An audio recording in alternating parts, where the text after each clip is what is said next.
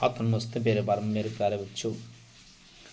आपका डिमांड था कि शायद जो टेस्ट हुई है, यानी आज जो संडे का टेस्ट हुआ है 5/7/2026, ये जो टेस्ट हुई है सर, इसका पूरा का पूरा आप सॉल्यूशन करा दीजिए यूट्यूब पर।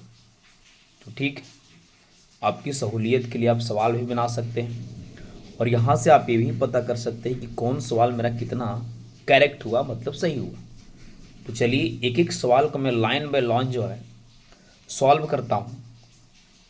और लेकिन एक बात है, टाइम को बचाने के लिए, क्योंकि भाई टाइम बहुत कीमती है एक एक सवाल को, क्योंकि सब पढ़ा हुआ है तो इसमें हम टाइम ज़्यादा वेस्ट नहीं करेंगे। तो उसके लिए क्या किए, हम पूरा मैथ को जो है सॉल्व कर दिए हैं। बात को समझ रहे हैं? सॉल्व इसलिए किए हैं ताकि जो है आपका समय बचे, ठीक है ना। और जब समय बचेगा तो जो सवाल बनेगा 2 मिनट में, वो सवाल को आप आधा मिनट में समझ सकते हैं। कब जब सब बना रहेगा तो जब मुझे खाली लाइन बाय लाइन समझाते जाना है और आपको समझते जाना है मेरे प्यारे बच्चों। तो आपसे गुजारिश है, अगर इस चैनल पर आप नए हैं और चैनल को कभी सब्सक्राइब नहीं किया तो सब्सक्राइब कर दीजिए और वीडियो के नीचे कॉमेंट जरूर कीजिएगा। वीडियो कैसा लगा, अच्छा है खराब है, इसके बारे में ज़रूर आप कॉमेंट कीजिएगा। तो चलिए, जो जो बच्चे टेस्ट में शामिल नहीं थे और जो बच्चे टेस्ट में शामिल थे, दोनों के लिए जो नहीं शामिल थे वो क्या करें, सवाल को भी उतार लेंगे। पहले हम सवाल को पहले इसलिए एडिट कर दिए हैं ताकि एक एक बच्चे जो है सवाल को पहले उतार ले और उसके बाद ही क्या करें, सवाल को आगे जिनके पास सवाल नहीं होगा वो सवाल को क्या करेंगे, स्क्रीनशॉट मार लेंगे। देखिए हम सवाल को ऐसे यूट्यूब पर अपलोड कर दी गई है अगर, लेकिन जिनका नहीं है देखिए हम स्क्रीन को धीरे धीरे स्क्रॉल कर रहे हैं, मतलब बढ़ा रहे हैं। और जिनके पास सवाल नहीं था, जो सवाल नहीं दिए थे एग्जाम्स, वही सवाल को क्या कर लेंगे, इन्वर्स कर लेंगे। देखिए सवाल कैसे कैसे आए थे टेस्ट में, ये 26 में सवाल आए हैं मेरे प्यारे बच्चों। तो आपसे गुजारिश है कि जरूर वीडियो को पूरा देखें। तो चलिए आप देखिए पहला सवाल आप क्या है, पहला सवाल देख लिए होंगे। यहाँ पे बच्चों दिया गया है tan थीटा का मान 12/5, sin थीटा का मान पूछा। आपको पता है ना कि tan थीटा का मान क्या होता है। आप थोड़ा सा यहाँ आइए, देखिए सवाल को मैं कितना बारीकी ढंग से सॉल्व किया हूँ। आप यहाँ पर सवाल को समझिए।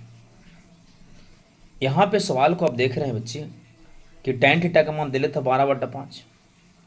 tan थीटा का मान होता है लंब बटा आधार, और लंब को बोलते हैं परपेंडिकुलर पी और आधार को बोलते हैं बेस। बच्चों की डिजिटल बोर्ड नहीं है तो थोड़ा सा लिखने में दिक्कत होती है, इसलिए हम लिख के लाए। तो लंब दे दिया हमको 12 और आधार दे दिया 5। हमको से पूछा है कोई सर, तो हमको से पूछा है साइन थीटा का मान। देख रहे हैं ना, साइन थीटा का मान पूछा था। नंबर 1 सवाल, पहला सवाल की बात हो रही है, देखिए प्रश्न संख्या पहला। तो हम आगे सोचे कि साइन थीटा का फॉर्मूला क्या होता है, तो साइन थीटा को होता है लंब बटा कर्ण। बच्चों ध्यान दें, लंब तो है पता 12, लेकिन कर्ण नहीं पता है। तो आपको पता है कर्ण के फॉर्मूला बताया गया था अंडर रूट लंब का स्क्वायर जो होता है 7 का स्क्वायर। लंब कितना है सर 12, आधार कितना है 5, तो 12 का स्क्वायर जो 5 का स्क्वायर। 12 का स्क्वायर कीजिएगा तो बराबर है 44, 144, और 5 का जब स्क्वायर कीजिएगा तो 5 5 25।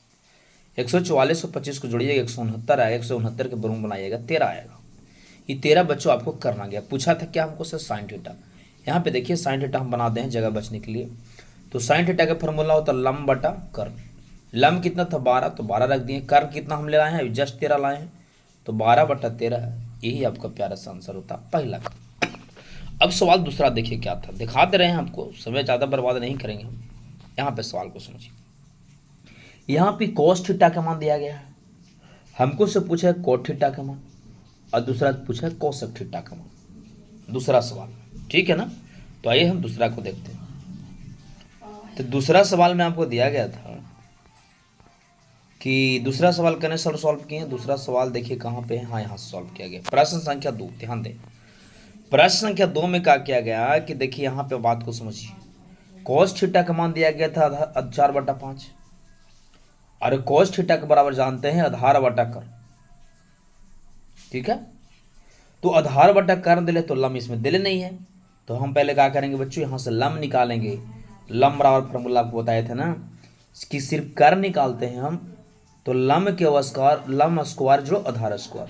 लेकिन जब लंब निकालेंगे तो कर्ण में से आधार घटेगा, और जब आधार निकालेंगे तो कर्ण में से लंब घटेगा। मेरे प्यारे बच्चों, मुझे लंब निकालनी है, क्या निकालनी है मुझे, लंब निकालनी है।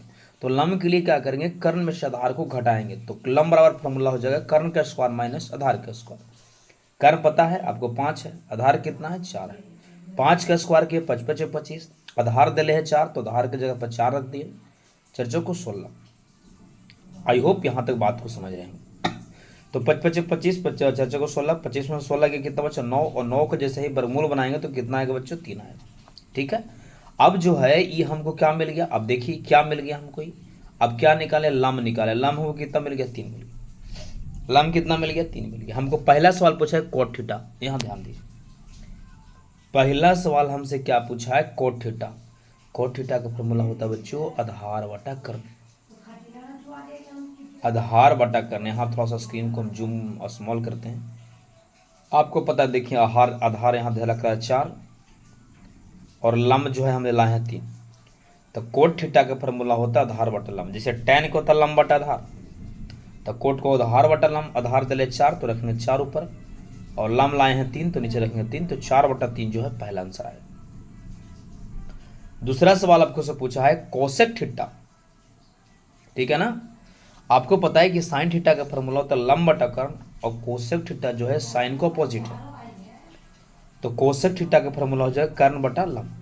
कर्ण के मान कितना है 5 है, और लंब के मान कितना लाए 3, तो 5 बटा 3 आपका प्यारा सा आंसर आएगा। आई होप यहाँ तक बात को समझे होंगे। अब सवाल तीसरा पर आई। देखिए सवाल जो है तीसरा बहुत ईजी थी, और इसमें ज़्यादा कुछ करनी नहीं थी। देखिए सवाल तीसरा ये देखिए, यहाँ प्रश्न संख्या 3,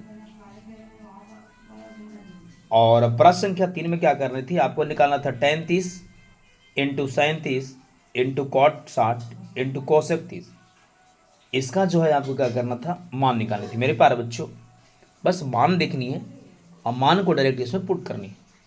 tan 30 का मान कितना होता है सर 1/√3 रख दिए, इंटू था इंटू साइन 30 का मान कितना होता है 1/2, 1/2 रखें।